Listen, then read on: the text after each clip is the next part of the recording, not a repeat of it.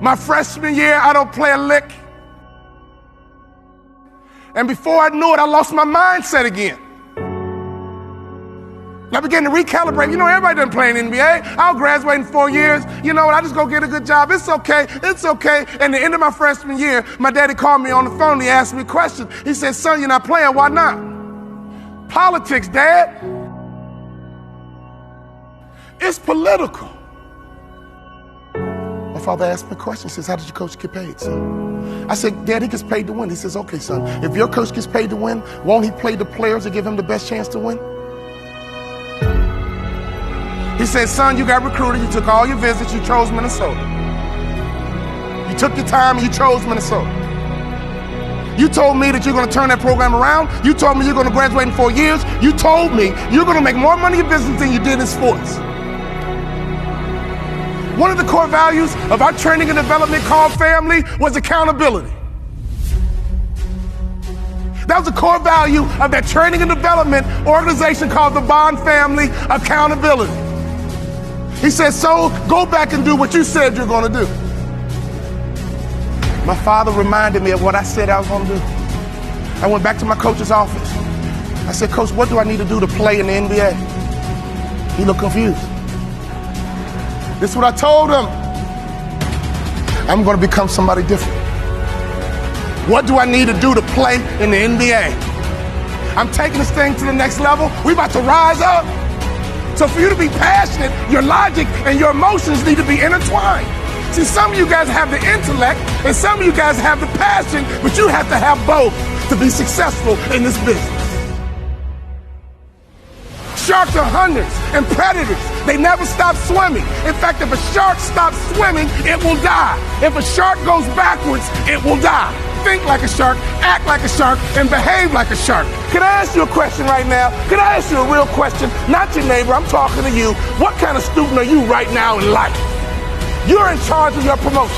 If you do 5 million and want to get to 10, you're in charge. In order for you to rise up, you better take your game to the next level. Your mindset needs to go to the next level. Your information needs to go to the next level. Your relationships need to go to the next level. Take your money and get information and access, and you will get good habits and good rituals, and you will go to the next level. Coach, what do I need to do to play in the NBA? He says, you can't run, you can't jump, you can't dribble, you can't shoot, and you can't rebound, son. Next year, I'll be your most improved player. I'm going to think, I'm going to execute, and I'm going to win. I'm going to think, I'm going to execute, and I'm going to win. I'm going to execute what I've been trained to do. I'm connected to a shark. I'm connected to the greatest training organization in the world, and when I get home, I'm going to become somebody different. What do I need to do? You need to have an honest self-assessment about what your weaknesses are. And that's how you get to the next level. My sophomore year rolls around. We go all the way to the Sweet 16, and I'm the top 6 man in the country. I go back to my coach. What do I need to do to play in the NBA? The list got shorter. The next year, we went all the way to the Elite 8. We were one shot away from the Final Four, and I was the top 6 man in the country. I carved out a niche. And that's what impact players do. They make their community better. They make their city better. They make their town better. They make realtors better. Be an impact player, and anyone in your life, if they need a shark, you become their shark. All I had to do was have one good year, and I'll walk right into the NBA. My senior year, everything lines up. But the first game of my senior year, I break my foot. I come back in 6 weeks and I break my foot a second time. In my mind, my college career was over and my NBA dreams were dead. I averaged 7 points a game. I got offered a $75,000 job because one of our season ticket holders liked me. Right before I took the job, my daddy called me on the phone. He would always ask the right questions at the right time. He said, you had a tough year, son, what's next? I said, Daddy, I'm going to be a hospital administrator, $75,000 job. He said, not bad, son, but can I ask you a question? Do you believe you're an NBA player?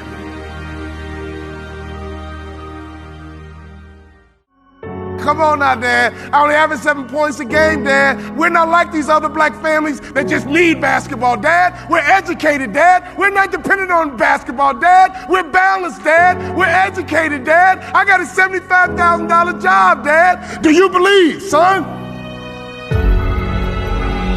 He was checking my mindset. He was checking to see, was I thinking like an A student? Or was I falling back into that C mindset? Do you believe you're an NBA player? I said, yeah, Dad, I do. He said, well, go for it, son. But Dad, I never started in college. But. My father said, you told me, son, that you're going to turn that program around, and you did it from the bench, son. You told me you're going to graduate in 4 years, son. The average student graduates in 5. I'm proud of you. But you told me that you're going to play in the NBA. And you told me you're going to make more money in business than you did in sports. Do you believe you're an NBA ball player?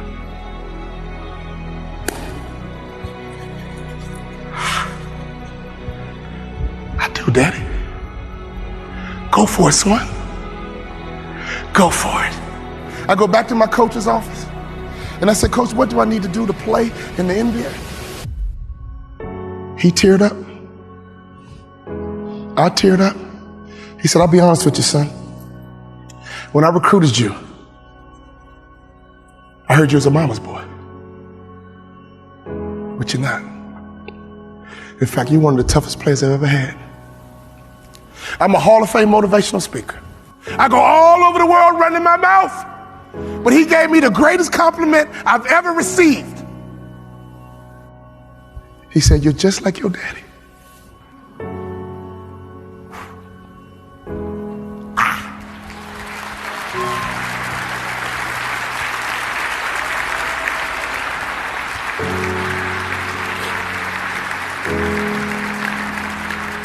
My daddy was a shark, and I was a suckerfish.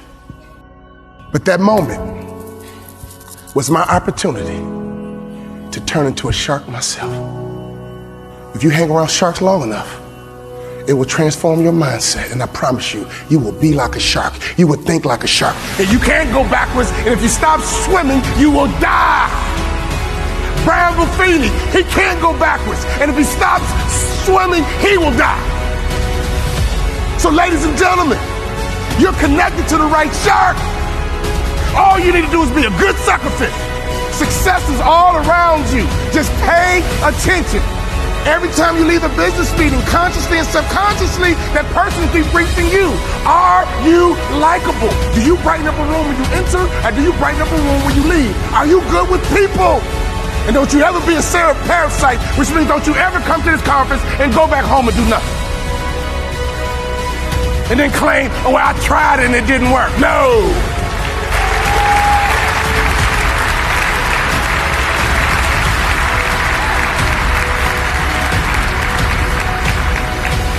My college basketball coach said, son, I think you should be a motivational speaker. I said, Coach, I can talk the rest of my life. What do I need to do to play in the NBA? He said, if you do these two things, you'll play in the NBA. You got to better shoot the three-point shot with range. And you got to lose about 15 pounds because you don't pass the eyeball test. When I talk about the eyeball test, I'm not talking about you, I'm talking about me. He says the NBA thinks you're a football player trying to play basketball. You got to lose weight to change the perception. I lost 15 pounds. And I became the first ever undrafted rookie free agent in the history of the NBA to start opening night.